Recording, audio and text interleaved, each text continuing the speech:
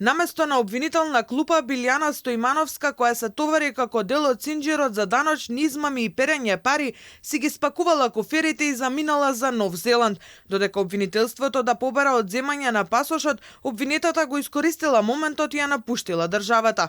Поради ова, последните две рочишта се одложија и судењето не може да проложи. На 18 септември обвинителот барал да й се одземе патната исправа, да й се забрани да го напушта градот и привремено да се јавува во судот.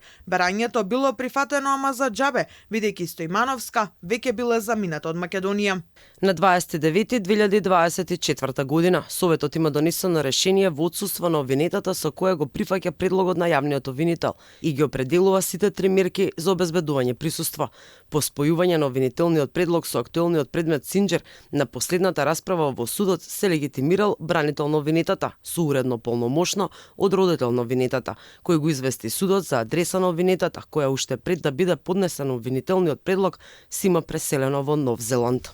Откривичен во одговорот Алфа вела дека судот прави напори најбрзо да се достави поканата за судење. Стојмановска е дел од втората постапка на обвинителството во која дополнително на првите 19 беа обвинети 15 службеници од УЈП, без кои немало да успее шемата со даночни измами. Од невладиниот сектор велат дека со оглед на тоа дека станува збор за скратена постапка, пропустите не можат директно да се посочат. Пропустите за јавното обвинителство не би можеле да ги скоментираме со оглед дека станува збор за скратена постапка, каде што обвинетата најверојатно можеби не знаела дека се води постапка против нејза. Судот ја има секогаш опцијата за судење во отсуство, односно да донесе решение на обвинетата да се суди во отсуство, па доколку таа се врати во определен период во државата, ќе може да бара повторување на постапката и да се суди во нејзино присуство.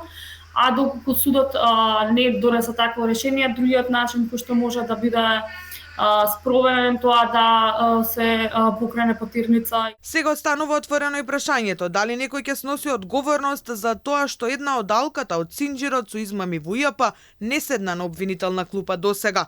Првично во предметот беа обвинети 22 сопственици и директори на 19 фирми, кои со меѓусебно издавање на фактури за фиктивни стоки и услуги за помалку да платат или да не платат ДДВ од почетокот на 2019 до крајот на 2021 година го оштетиле буџетот за 8 милиони евра. 10 призна вина, а тројца се во бегство по кое е распишана и меѓународна потерница.